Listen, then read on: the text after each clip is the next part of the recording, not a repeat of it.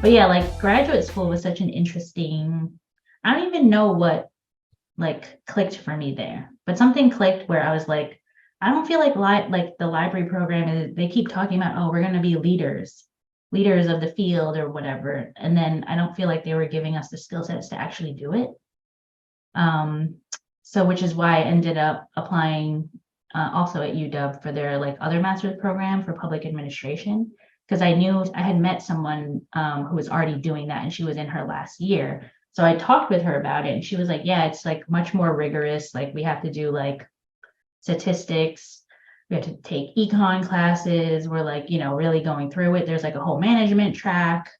So I was like, okay, sounds like it's for me. I think I want to go into administration later on. So like, let me do this. So then I was doing both of those programs while I was there. And it was like such a big contrast to go from like public administration to like the LIS program, where like LIS was like, here, write an 8-page reflection on how it felt to do this like uh reference interview on like an email reference. 8 pages. And I was like, what am I going to write for 8 pages?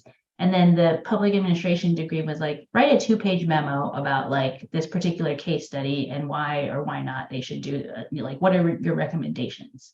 So it felt very different. And the people were also very different. Like most of the people going into the MPA program are like, I'm going into nonprofits, like environmental stuff or government work. So it was just the vibe was very different. Um, that's interesting because, and I don't know then, but now UW has a certain reputation for bringing a certain, at least some level of innovation and innovation around critical engagements, lack of a better way to say it. And I would say that I've had that feeling about it since I was in grad school in the early noughts. Um, was that at any point part of your experience there? Well, I think again at the time I wasn't okay. So again, I think like in other places too, all of the more critical work to me was probably happening in the electives.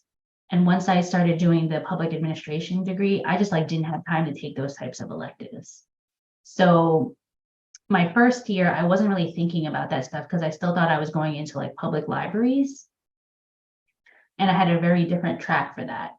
And then afterwards, like if I think about it now, there was a strong indigenous I don't know, maybe it was like 2 professors or what, like who were doing indigenous methods and study, but I never took that class. Um, and I think there were just like maybe a handful of electives that I could have taken that would have maybe brought me to that critical lens place, but they weren't part of our requirements. So I never like overlapped or took any of those types of classes while I was there. So like no introduction to like any of the critical thinkers that I read now or that I really use, like who have guided my work for a long time. I get that on a whole different visceral experience because so I've designed 2 critical information theory courses, and we have a small to medium sized program in general, and but a lot of they're geared for the MLIS, and there's just not a lot of bandwidth in a 36-hour program in general, right? So if they're and usually if they have some vision of a specificity inside the field while they're in their graduate program, that may take up some, right?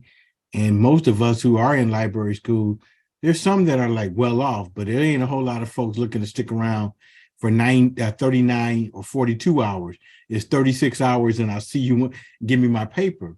And inside of that, um, promoting or making possible those alternate conversations is challenging as well, right? Because you know, again, we can't separate either as small as or as micro as the field or as big as academia or the institute in general.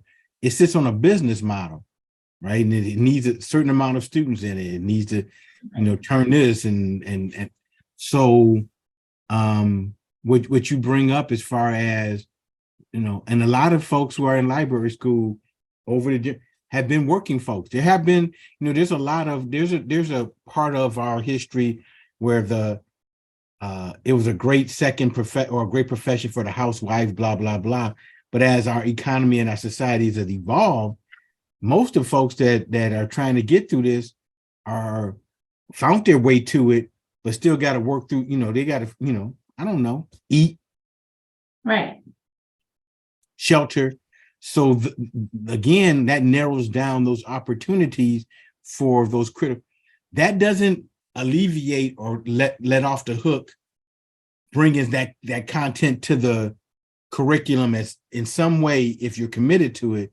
But there are some realities and particularly as an assistant that just got recently promoted to associate and trying to keep his theory alive and keep those courses alive, there's just some practical realities that have to be dealt with. Yeah, for sure. I mean, I will say though, while I was there, like I met a handful of other students, both in the library program and in the public administration program that already had a critical lens. And I think like interacting with them and then starting to participate in like some of the like diversity committee stuff or like attending some of those events, I think that's where I started to like be like, oh, okay, there's something else here. And then in my maybe last year of graduate school, I was like becoming very, what's the right word? That's I think where I started really getting activated.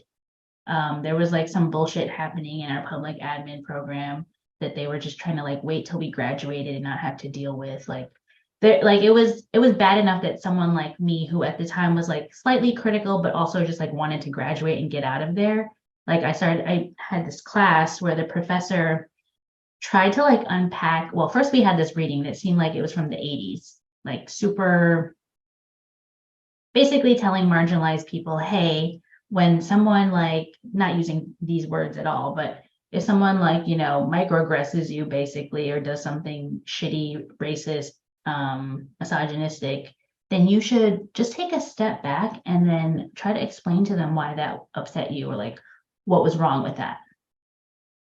And I was like, wait, what? Like this is a required reading for this class that we're all required to take. And I feel like that was like the moment where everything was like, oh, this is kind of fucked up that this is what we have to read. And we're supposed to act like everything's okay.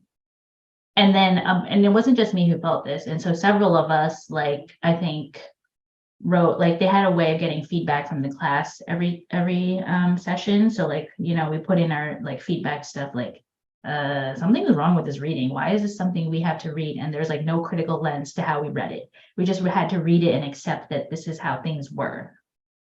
And so then our next class, our professor, who also happened to have adopted a Chinese girl as, in his personal life.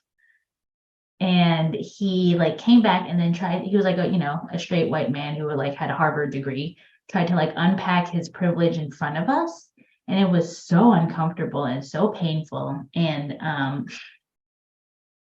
don't know, those just like still sit in my head because I'm like, damn, that person like really did not know what was what. And from there, like there were like several of us who tried to organize like trainings for the faculty. And then like in those trainings, like someone was like asking, oh, this same professor was like, but I don't understand. If I really respect like Chinese people and whatever, shouldn't I be able to celebrate Chinese New Year or some bullshit question like that? And I was like caught up because I was like, oh, I need to explain what cultural appropriation is, but I don't know enough, like I don't have the language to explain it.